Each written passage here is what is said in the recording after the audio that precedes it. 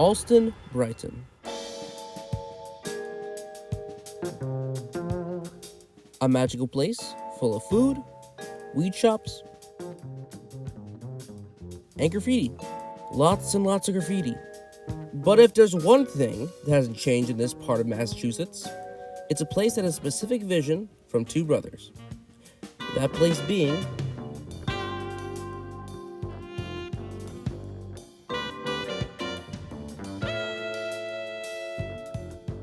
is a store located in the Allston area. It sells instruments, amps, music sheets, and whatever else you can think of. It has become one of the most well-known music stores in Allston and has lasted more than 50 years. And that made me wonder, how did they achieve such success? What is their secret sauce? How does the store work? For this, I had to find out. Luckily, I already knew the guys there, as my dad, who worked there for 23 years, brought me along to his shifts. Eventually, the place became my third home. So, that was the easy part. The hard part being... What'd you say is the environment of Mr. Music? It's a fun environment. Little kids hang around and roll around the floor. Okay! I had a bit of a reputation, but I got through it. But before we get into Mr. Music's mechanics, let's first get into their history. Starting in 1973 by Sal and helped by his brother, Tom Barron, it was originally named World Music. And the original name was Music World before Mr. Music. Not as catchy. No. Did you always want a music store? No, I was a mechanic. Well, you seem like you gotta grow up that I went to school for mechanics and I wanted to fix cars, not sell guitars. But I now have a music store. Damn fine one, too. Yeah. Sal would mostly run the store, with Tom occasionally helping out when he could. Originally selling records, they became a known force in the Allston area, but they did have major competition. One of the biggest around this time was the EU World Store of Boston, a music store chain similar to the present-day guitar centers we know of today. According to Sal, they knew they were top of the food chain and weren't afraid to brag about it. In this ad, it shows the company being giants against the competition, against multiple other music stores at the time, including Mr. Music. Funny enough, Sal was flattered the store was considered competition in the first place. Ironically, all these stores in this ad were closed down, except for Mr. Music. Mr. Music would continue to keep being on the up. Tom, around this time, joined Mr. Music full-time, giving the store much-needed help. Mr. Music would also make a huge change that would end up benefiting them greatly. I heard originally that Mr. Music sold records, and that down the line they changed to selling instruments instead. Yes, originally we were a record store. Yeah, Records and cassettes and 8-track tapes. What year did the change occur? Why? It occurred slowly because I purchased a used guitar from somebody and it sold fast. And I thought it was a good idea to carry guitars. And I started selling guitars. And that's probably 1990s. So 20 years? You must have felt, Yeah, it was mostly records in the store for a long time. Now with Mr. Music selling instruments and equipment, sales continue to go up. However, the store will continue to sell CDs and records until the late 2000s. By 2010, it fully became about the instruments. The store was now hitting its stride in 2010s, and in fact, according to some people, world famous in some parts. No, I have people at my school just wearing Mr. Music shirts. Sure, I mean those are almost world famous now. So, I mean, You know? maybe country famous. Yeah, maybe. I mean, We're world famous. I don't know. somebody anybody sent us a video from a band in Africa, in Senegal, playing their music video, and the keyboard player is from Senegal. Keyboard player had a Mr. Music shirt on.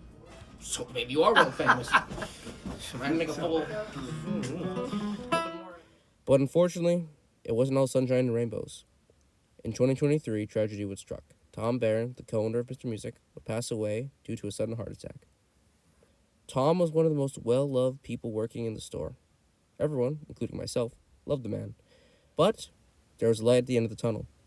As of 2023 did mark the 50th anniversary of Mr. Music. The store had now lasted for half a century, outlasting every other store from around their time. They had truly become the kings of the Boston music area. Now, even with that amount of history covered, we still haven't learned what made the store so successful. So, I had to start digging more. How does the store work? What are the operations behind it? I mean, it's pretty straightforward. It's same idea of supply and demand. Someone wants a guitar, come here and we have the guitar. But usually, the biggest problem would be having just enough high-end guitars that are attractive to people, and enough affordable guitars, and mixing it together so there is a profit to be made. Therefore, the thing that's probably most important, that no matter if you buy a high-end guitar, if you buy a $100 guitar, is accessories. Accessories are what make businesses go, because everyone buys accessories. Strings, cases, picks, capos, cleaning products, they're all used for the same thing. Tools, parts. So that's pretty much the basic, it's basic economics. But like I said, it's accessories that really win the day. That's what many times it's the majority of our business during the day. However, I wasn't satisfied with that answer. It didn't feel right, so I looked towards something else. The environment. What is the environment of Mr. Music? How is it like to work here and why? Well, the environment of Mr. Music is informal, but rigorous. It's familial in that we are, Mr. Music is one of the last of the somewhat old school type mom and pop operations. Of course, it's not mom and pop, it's actually brother and brother, but it is a very family-oriented working environment, which has a lot of yelling and joking and familial type interactions, which makes it really great to work in. But it's also a pretty authentic retail operation, so you really do have to work to keep the bad boy running. So we all work pretty hard here, actually. Mr. Music always had more of a carefree and jokey environment. Of course, you had to do your work, but being local gave everyone some camaraderie. As a result of this, running gags started to emerge. One of these would become the most legendary in the store. Mel Bay Book 1. There's this running gag in the store. Mel Bay Book 1. Oh! Okay, cool. First of all, you're probably talking to one of the few people in the city who's actually played through all 7 volumes of Mel Bay's guitar method, modern method for the guitar. The running gag of the store is that the first book, Mel Bay's Book 1, is for the absolute entry-level beginning student. Though, I will say, if you could play everything in Mel Bay's Book 1 perfectly, you'd be a very good guitarist. Which doesn't mean you're not if you can't, but you would be if you did. So many of the very fine professional guitar players who come here, famous ones, or local, guys who are very local pros and stuff, they'll often come in, and one of the running gags that Tommy started off with, although I'm not sure, I didn't say it first, doesn't matter, was the guys who come in and say, hey, that book you ordered came in, we got that book for you the other day, came in. They'd say, what book is that? And we say, Mel Bay's Book 1. Well, some of these guitarists and people took it in good stride and realized it was very funny. Some actually took a little bit offensive. They took offense. I heard from Sal. It's like, yeah, okay. But it really was a joke. But it is indicative a little bit of the kind of thing that Tommy and we sort of find funny. It's a little gruff, it's a little edgy, but it really is most of the time, in a pretty good-natured sentiment. However, running gags and jokes could only take you so far, so I kept looking.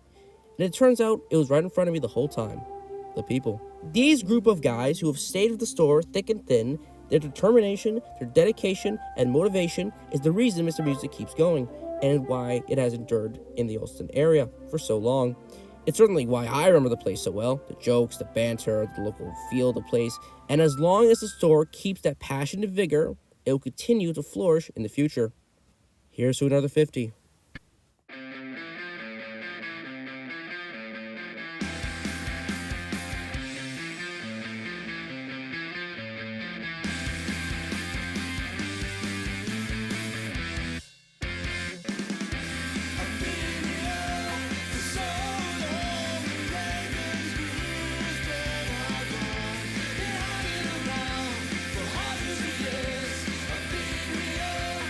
So